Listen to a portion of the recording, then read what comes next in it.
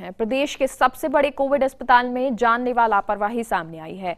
आरी सारी आईसीयू में आ रही थी ऑक्सीजन प्रेशर में गड़बड़ी। लिक्विड प्लांट से आईसीयू में आ रही थी ऑक्सीजन आपूर्ति और घटना के वक्त आईसीयू में 27 मरीज ले रहे थे ट्रीटमेंट। सूचना मिलते ही अस्पताल प्रशासन के हाथ पांव फूल गए।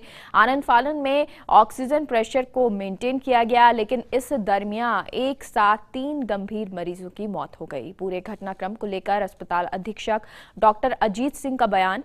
उन्होंने कहा कि आईसीयू में ऑक्सीजन आपूर्ति में किसी तरह का कोई व्यवधान नहीं हुआ है। घटनाक्रम के वक्त टैंकर से लिक्विड प्लांट में भरी जा रही थी ऑक्सीजन। जिन 3 मरीजों की मौत की बात कही जा रही है वो पहले से ही गंभीर थे। ऑक्सीजन की कमी से किसी भी मरीज की मौत नहीं हुई है। किसी भी मरीज के परिजन ने मामले में कोई लिखित में शिकायत भी नहीं दी है। हालांकि फिर भी एहतियातन पूरे मामले की जांच करवाई जा रही है। तो जयपुर के कोविड अस्पताल यानी आरयूएचएस में इस तरह का मामला सामने आया, जहां ऑक्सीजन की कमी के चलते ऑक्सीजन ना मिलने पर 3 गंभीर मरीजों की मौत हो गई। देश का सबसे बड़ा कोविड अस्पताल है आरयूएचएस, जहां पर ये जानलेवा लापरवाही सामने आई है। आरी सारी आईसीयू में ऑक्सीजन प्रेशर में गड़बड़ी आ रही थी और लिक्विड प्लांट में आईसीयू में ऑक्सीजन आपूर्ति हो रही थी। ऐसे में घटना के वक्त आईसीयू में 27 मरीज ट्रीटमेंट भी ले रहे थे।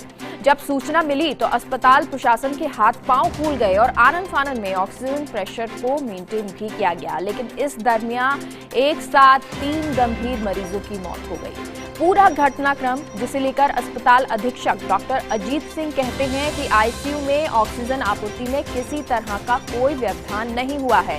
घटनाक्रम के वक्त टैंकर से लिक्विड प्लांट में ऑक्सीजन भरी जा रही थी और जिन 3 मरीजों की मौत की बात कही जा रही है वो पहले से गंभीर थे। ऑक्सीजन की कमी से किसी भी मरीज की कोई मौत नहीं हुई है, उनका ये भी कहना है। साथ ही साथ उन्होंने ये भी कहा है कि किसी भी मरीज के परिजन ने किसी तरह की कोई लिखित में शिकायत नहीं दी है, लेकिन एहतियातन पूरे मामले की जांच करवाई जा रही है कि आखिर इस तरह की गड़बड़ी किस तरह से हुई।